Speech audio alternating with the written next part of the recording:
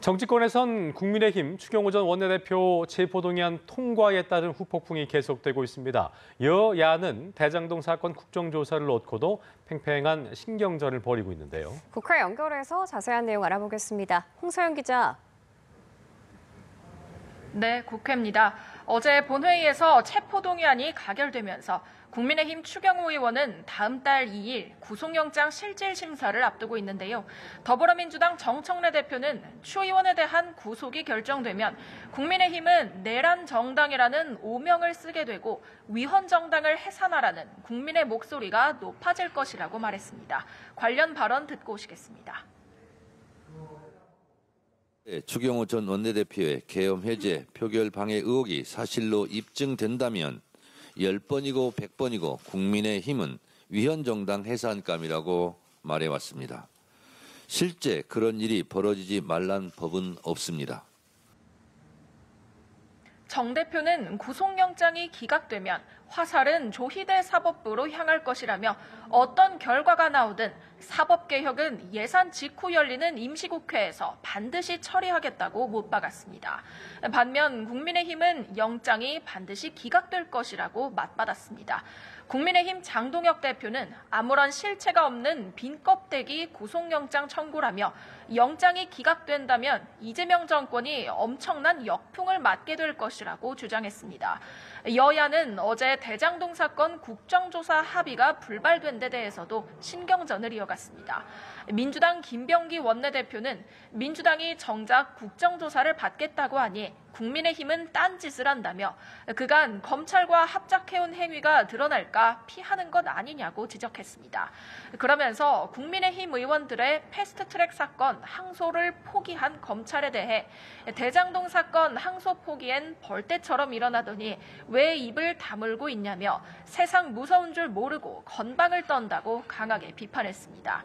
반면 국민의힘 송원석 원내대표는 정상적인 국정조사 진행을 위한 요구를 하나도 수용할 수 없다는 민주당의 태도에 경악을 금치 못했다고 날을 세웠는데요.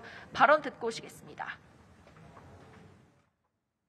첫째, 더불어민주당은 진정 야당 간사도 없는 일방적인 국정조사를 강행하겠다는 뜻입니까?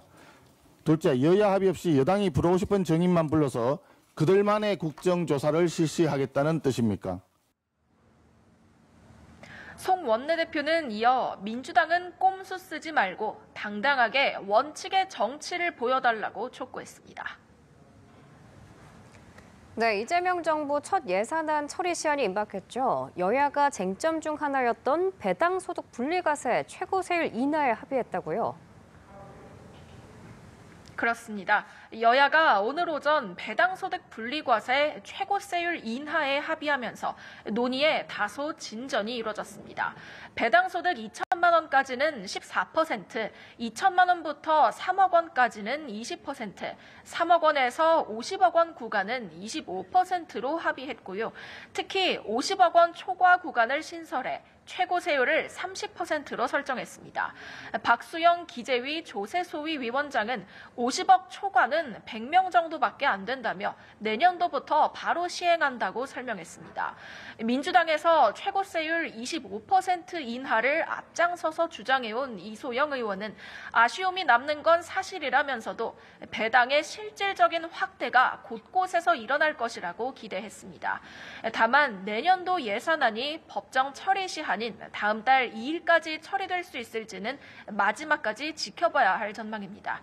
민주당은 이재명 정부 국정과제 예산 사수, 국민의힘은 현금성 포퓰리즘 삭감을 각각 주장하며 신경전을 벌이고 있는데요.